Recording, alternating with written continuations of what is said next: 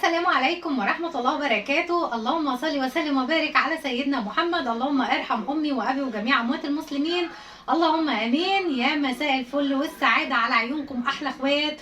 وحشتوني بجد كتير كتير. فيديوهاتي بقت قليلة جدا جدا. بس شجعوني عشان مش لاقيه عليها صراحه تفاعل، فهتلاقوا الفيديوهات عندي بقيت بزهق انزل فيديوهات عشان مش بلاقي عليها كومنتات ولا لايكات ولا اي تفاعل عليها.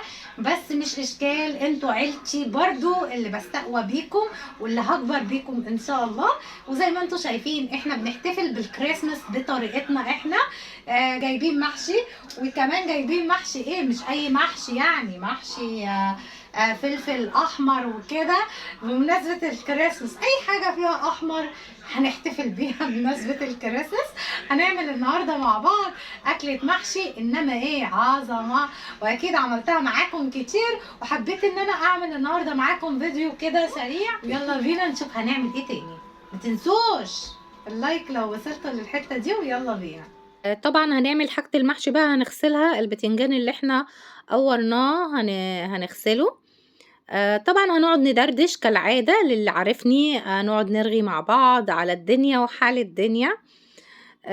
طبعا انا مقلة جدا في الفيديوهات. انا الايام اللي فاتت كان عندي شوية مشاغل، شوية هموم، شوية اكتئاب كده. فانا لما ببقى مهمومة او عندي مشاكل ما بحبش اظهر صراحة، ما بحبش اتكلم، حتى على كلامي بيبان بقى المضايقة وكده. فانا ما بحبش الصراحة انقل اي طاقة سلبية لأي حد. يعني برج القوس معروف بكده ان هو بيتحدى الملل. ما بيحبش الروتين الممل. بيحب التجديد، بيحب التغيير، ما بيحبش النكد، بيحب اللعب والضحك والهزار. طبعا كل الناس اللي هم في برج القوس هيعرفوا الكلام اللي انا بقوله ده. فأنا يعني صراحة زهقت يعني من كتر الفيديوهات وكده، ومن قلة التفاعل على القناة بتاعتي. فأنا إن شاء الله اللي جاي أحسن، وكل مرة باقول لكم كده، وإن شاء الله اللي جاي أحسن يعني استنوا اللي جاي إن شاء الله هيكون كويس. بس عملنا الفلفل أهو كده مع بعض. وفي حاجة أنا برضه حابة إن أنا أكلمكم عليها. حتّة إيه بقى، حتّة إن كل حد في الدنيا دي بيحس إن هو مظلوم، وإن هو الصح، وإن هو مش غلطان. ولمّا بتيجي أغنية أو بييجي كلام كل الناس تعمل زي أنا، ويعملوا كده يعني بجد أنا. صح والله، يا بخت يعني الواحد يبقى مظلوم ولا ظالم، يعني اللي هو إيه، كل الناس بتاخد على نفسها إن هي اللي اتظلمت، ما حدش عايز يعترف إن هو اللي ظالم. ما علينا، ده موضوع برضه كان شاغلني جدًا، جدًا. إن كل واحد، أنا أوقات ممكن أعمل حاجات غلط، بس باعترف. أنا واحدة من الناس باعترف، والله مش عشان باشكر في نفسي، بس أنا لمّا باعمل حاجة غلط أنا باقول أنا عملت، مش باتكابر ولا باقعد أقول لأ أنا ما عملتش والكلام ده كله. لأ، غلطتي أعتذر عليها، أرجع في كلامي فيها كده. أمّا طول ما أنتِ مقتنعة إنِّك أنتِ غلط وبتقولي أنا مش غلط، يبقى كده غلط، يعني اللي هو إيه، ابعدي عن البني آدم اللي بيقول حاجة زي كده. يا رب بس تكونوا إيه، الفكرة واصلة لكم، وأكيد أي حد هيسمع الفيديو هيفهم أنا باقول إيه بالضبط. فبس حبيت إن أنا أدردش معاكم وأنا باغسل المواعين كده. طبعًا أنا باحب دايمًا لمّا بابقى واقفة باعمل أكل لازم الحوض يبقى فاضي، أصل المطبخ عندي ضيّق، فمش هينفع إن أنا أقف أعمل أكل وفي مواعين وفي حاجات زي كده. أهو صبّنت المواعين معاكم أهو، وغسلتها زي ما أنتم شايفين كده. بقى يالّا قومي اتنشّطي كده واعملي أكلة حلوة، إحنا داخلين على سَنة جديدة بقى، وشوفي ولادِك عايزين ياكلوا إيه. وعايزة أقول لكم إن دايمًا في كلمة أنا كنت باسمعها من الناس القديمة لو تفتكروها، إن دايمًا طول ما في مواعين في الحوض وبتغسلي مواعين يبقى في خير في بيتِك. فربنا يا رب ما يقطعه خير، بس يعني مش لدرجة إن أنا بقيت عاملة زي غسالة الأطباق بجد والله العظيم. طول ما أنا واقفة يعني بسم الله ما شاء الله اللهم بارك، عندي 4 أولاد بجد، بجد هادّين حيلي، هادّين حيلي حرفيًا والله العظيم. فيعني اللي هو إيه، الحمد لله، ربنا يبارك يا رب ويجعل دايمًا بيتِك فيه بركة وفيه خير، ودايمًا في مواعين يالّا ونغسل مواعين ما يجراش حاجة. هو المفروض عشان نهتم بنفسنا بقى وإيدينا وضوافرنا والكلام ده بلا، بلا، بلا، بلا، نلبس gloves والكلام ده كلّه، بس طبعًا أنا ما باعملش حاجة زي كده. يالّا تعالوا مع بعض نقطّع الخضرة. الخضرة أنا هنا على فكرة باحب أغسلها جدًا بالخل، يعني أنقعها شوية بالخل وبعد كده باشطفها بمَيّة تاني بعد إيه ما بتكون منقوعة في الخل.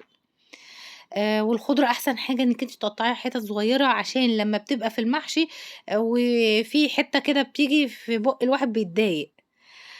فالخضرة قطّعيها حتت صغنّنة جدًا وكتّري خضرتِك كده في المحشي. كل المحشي يحب الخضرة كتير ويحب الصلصة الحمرا كتير. تمام كده. طبعًا أنتِ ممكن تقللي الرز، لإن أكتر حاجة بتنفش في الموضوع ده كله هي الرُزاية، الرُزاية بتنفش. فأنتِ كتّري الحاجتين دول. وعايزة أقول لكم إن الدنيا غِليت أوي، أوي، أوي، أوي عليّا وعلى الناس كلّها، مش عليّا أنا بس. بس ربنا يسهّل الحال للناس كلّها تدخل بقى السَنة الجديدة دي بخير بقى. واللي إحنا افتقدناهم في السَنة القديمة، إذا كان افتقدنا ناس غالية عندنا، إذا كان افتقدنا شُغل، إذا كان افتقدنا حاجة يعني، حاجة كانت عندنا وبِعناها، الحاجات دي كلّها إن شاء الله، إن شاء الله كل حبايبي اللي بيسمعوا الفيديوهات بتاعتي، إن شاء الله يلاقوا الخير، وربنا يعوّضهم في السنة الجديدة سنة 2023 تدخل عليكم بفرح وهنا وسعادة إن شاء الله. طبعًا أهو بُصّوا الخلطة، أنا باعمل بزيادة على فكرة، لإني أنا لمّا بيبقى فايض رُز باحطه في الفريزر. طبعًا الرز خدوا بالكم بيكسّر لمّا بيبقى في الفريزر، بس مش بيقعد فترة طويلة يعني. بادوقها كده وباقول لكم طعمها فُل تمام. أنا باحب بقى أحط على المحشي بتاعتي إيه بقى من التوابل، كمون، فلفل أسود، ملح، بس كده. كنت عاملة كيكة البرتقان، عايزة أقول لكم إن هي كانت خطيرة. يعني أكتر حاجة باحبها وباعرف أعملها 100%. أنا الحمد لله بعون الله باعرف أعمل كل حاجة، بس دي أكتر حاجة بتبقى جميلة جدًا وباحس إن هي بتضبط أوي، أوي، أوي معايا.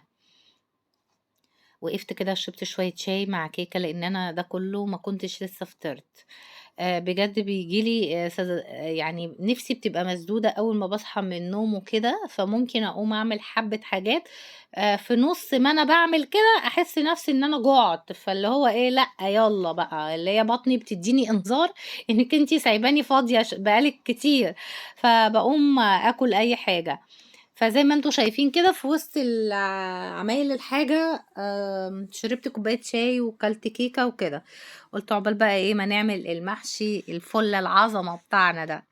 والله المحشي كان قرفته زي العسل، حتى حشيته وأنا واقفة كده على طول واتحشى في ثانية. حبيتش بقى أقعد عشان حياة ما تغلبنيش. وهنا بقى المحشي ناخد بالنا إن إحنا ما نملاش الحلة على الآخر مرقة. عشان كده الخضرة بتنزّل مَيّتها زي ما إحنا متفقين. وهنا الملوخية وطشة الملوخية، والبطة هنا حمّرتها، والمحشي كان خلص، والمخلل بتاعنا. وبألف هنا للي بيجرّب أي أكلة من أكلاتي. طبعًا أنا عاملة الوصفات دي كلّها قد كده كذا مرّة عندي في القناة. بجد أنا ما كنتش مرتّبة للفيديو ولا كنت ناوية أصوّر، بس أنا قُلت لإخواتي وحبايبي اللي أنا واحشاهم إن أنا أقف وأصور لكم الفيديو ده. ما تنسوش بقى دعوة حلوة لأختكم، واللي وصل للحتة دي نسي يحط لايك يجري بسرعة يحط لايك لأخته. وأسيبكم بقى في أمان الله وباي باي.